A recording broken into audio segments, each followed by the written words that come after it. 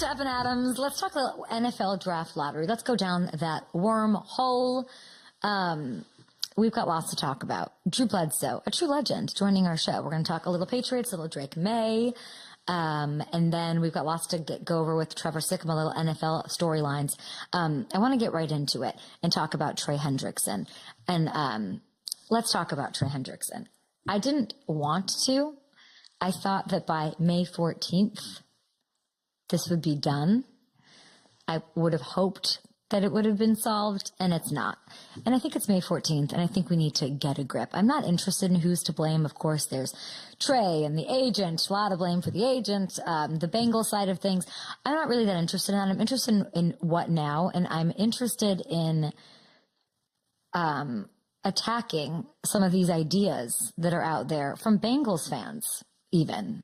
Major League Bengals fans on Trey Hendrickson, his value, and what he deserves and what he means to the team, and really just kind of like how things work.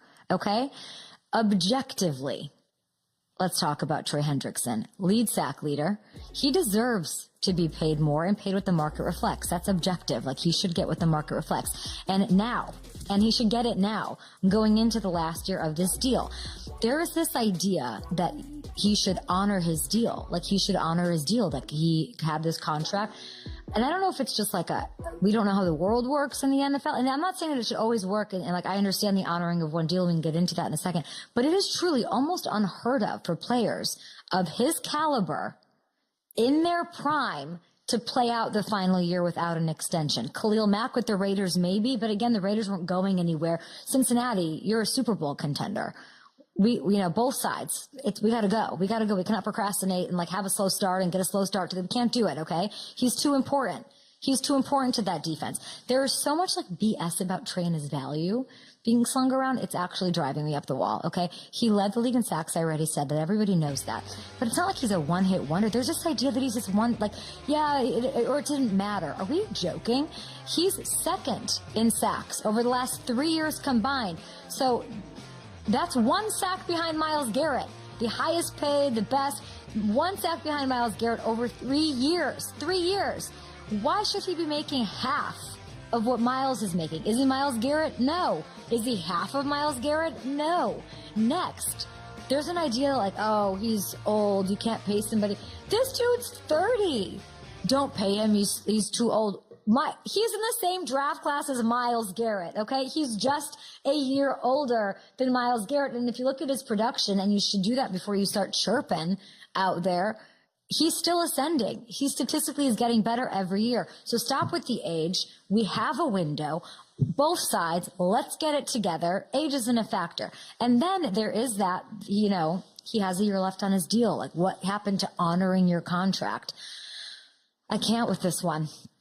I can't, because again, it's unheard of to have players like him go into their last year without a deal. And there are things that you want to stand apart from, right? You want to say like, well, he should honor his deal. We're going to be the team that makes him do this. This isn't all on the Bengals side. This is like obviously just been a mess a little bit. And I do believe they'll get it done. They did it with Jamar. Jamar also, as we can, we know he got the extension. It makes sense. It's just what happens. And it's what happens on winning teams.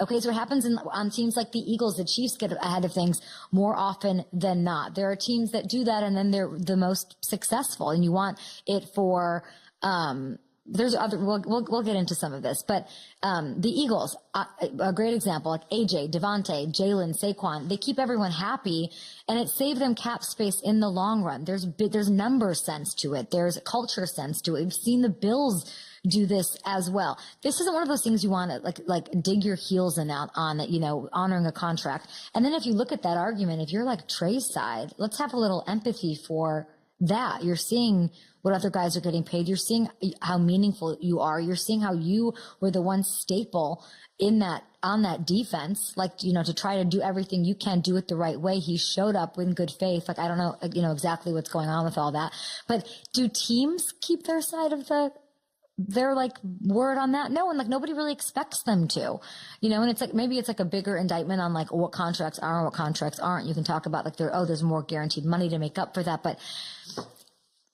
how many times do teams rework deals? Or if there's like not the production they expected, they're just going to cut a guy loose to save cap space. And it's not a judgment on anyone. It's the way the league works forever, and it continues to work. And when I have examples like the contenders, which the Cincinnati Bengals are, they're right there. They're with the Bills, the Chiefs, they're with the Eagles. Like, I consider them in that caliber. Those are guys who could work out these deals.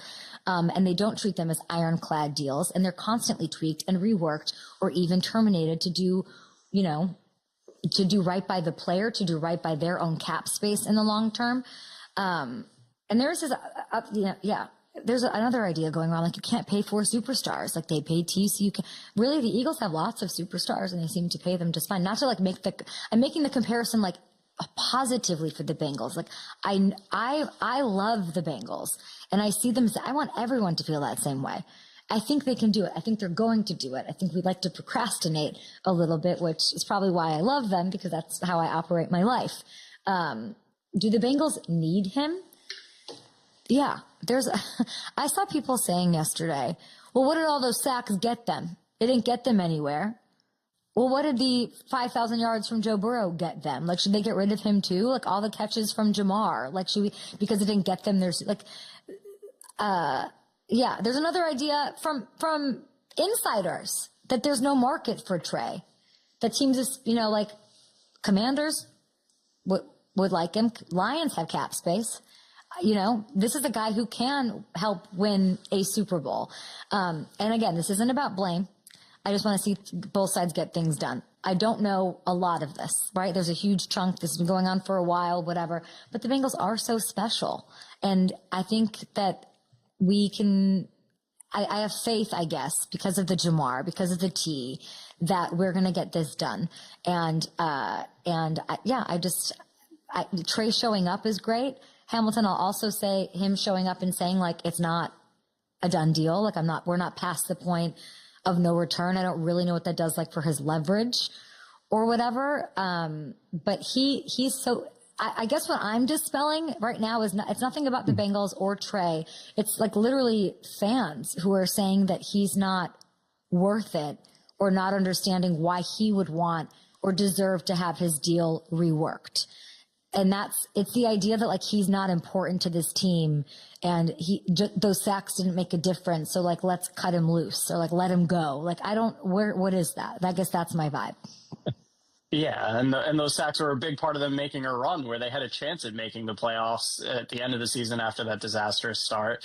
He is an elite edge rusher in this league, and those guys tend to get taken care of ahead of time, like you said. And yeah, that idea that there's not going to be a market for him is crazy to me. There's a lot of teams with a lot of cap space that can make that work if it goes down that route. But yeah, I mean, this is something I think if you're the Bengals, you have to figure out a way to get it done because this window is now.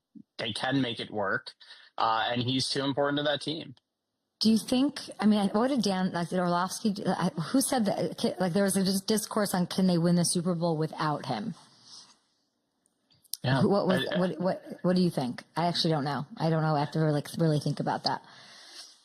I don't think they can. I think he's too important to that defense. We saw like as good as the offense is, and the offense can make up for a lot. You need some studs on the defensive side of the ball, and I think they've gotten better defensively over this offseason, but he is he's the centerpiece. He's the guy. I mean, I think he wants to be there. Him showing up and saying like it's not. I don't know if that's just a PR thing, don't hate me thing, like.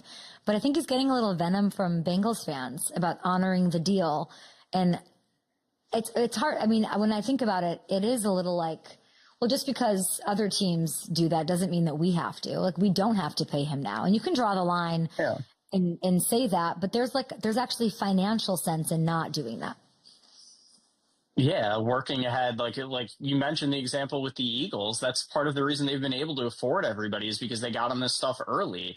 A.J. Brown, I think, was the highest paid receiver at the time when they paid him. He was either number 1 or number 2. He's now out of the top 5. Like Devontae Smith has been pushed out because when you get these things done early, this market is constantly exploding and growing, and these guys are getting paid more and more. It makes financial sense to do this stuff earlier too. I'm optimistic they get it done. I don't like clowning on a player for wanting to get paid, especially when his market reflects that he's not being paid enough. I don't know the agent part. I didn't even want to, I mean, like, so I'm not speaking from a place of inside knowledge on this. I just think like, literally my thought is, can we just go win a Super Bowl? Like, can we just go do that? And like, enough now. And I think that, it's a team that sort of has been criticized for procrastinating when it comes to things. And I obviously, like, some people like being put in a corner. We got slow starts. We got this. We got like, that doesn't mean it's, just because it works. It doesn't mean it's right. Like, maybe we can just like all get better at like getting it done. But I actually don't care. I just want them to get it done now.